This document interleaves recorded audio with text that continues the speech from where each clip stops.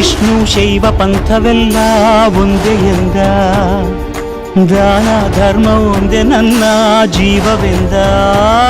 ಕುಲ ಮತಗಳನ್ನು ಸಮ ಎಂದವನು, ನೆಲ ಜಲಗಳನ್ನು ಉಸಿರೆಂದವನು, ಹೊಸ ಚರಿತೆಯ ಬರೆದನು ಕೆಂಪೇಗೌಡ.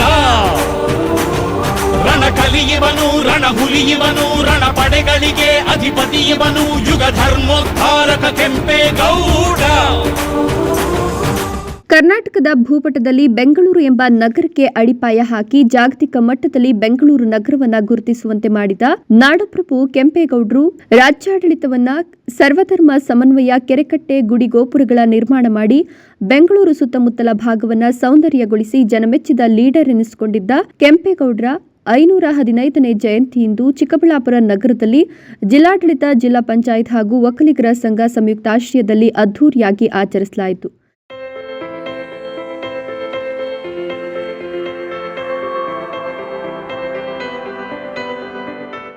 ನಗರದ ಎಂಜಿ ರಸ್ತೆ ಮರಳುಸಿದ್ದೇಶ್ವರ ದೇವಾಲಯದಿಂದ ಹೊರಟ ಮೆರವಣಿಗೆ ಉನ್ನತ ಶಿಕ್ಷಣ ಸಚಿವ ಡಾಕ್ಟರ್ ಎಂಸಿ ಸುಧಾಕರ್, ನಗರಾಭಿವೃದ್ಧಿ ಪ್ರಾಧಿಕಾರದ ಅಧ್ಯಕ್ಷ ಕೇಶವರೆಡ್ಡಿ, ಒಕ್ಕಲಿಗರ ಸಂಘದ ಅಧ್ಯಕ್ಷ ಪಿಎನ್ ಕೇಶವರೆಡ್ಡಿ, ರಾಜ್ಯ ಒಕ್ಕಲಿಗರ ಸಂಘದ ನಿರ್ದೇಶಕ ಯಲವಳ್ಳಿ ರಮೇಶ್, ಜಿಲ್ಲಾಧಿಕಾರಿ ಪಿ ರವೀಂದ್ರ ಇತರರು ಚಾಲನೆ ನೀಡಿದರು. ಈ ವೇಳೆ ಮಹಿಳಾ ಮತ್ತು ಮಕ್ಕಳ ಕಲ್ಯಾಣ ಇಲಾಖೆಯ ಸಹಕಾರದಲ್ಲಿ ಸ್ತ್ರೀಶಕ್ತಿ ಮಹಿಳೆಯರು ಪೂರ್ಣಕುಂಭ ಕಳಶ ಹೊತ್ತು ಸಾಗಿದರೆ ವಿವಿಧ ಇಲಾಖೆ ಹಾಗೂ ಆಯಾ ಗ್ರಾಮ ಪಂಚಾಯಿತಿಗಳಿಂದ ಕೆಂಪೇಗೌಡರ ಭಾವಚಿತ್ರ ಮತ್ತು ವಿಗ್ರಹಗಳೊತ್ತ ಮುತ್ತಿನ ಪಲ್ಲಕ್ಕಿ, ಹೂವಿನ ಪಲ್ಲಕ್ಕಿಗಳಲ್ಲಿ ಮೆರವಣಿಗೆ ಮಾಡಿದರು.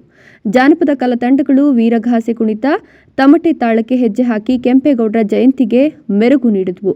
ಎಂಜಿ ರಸ್ತೆ ಮೂಲಕ ಬಿಬಿ ರಸ್ತೆಯಲ್ಲಿ ಸಾಗಿದ ಮೆರವಣಿಗೆ ಒಕ್ಕಲಿಗರ ಕಲ್ಯಾಣ ಮಂಟಪದವರೆಗೆ ಮೆರವಣಿಗೆ ನಡೆಸಿ ವೇದಿಕೆಯ ಕಾರ್ಯಕ್ರಮದಲ್ಲಿ ಪೂರ್ಣ ಕಾರ್ಯಕ್ರಮ ನಡೆಸಿಕೊಟ್ರು.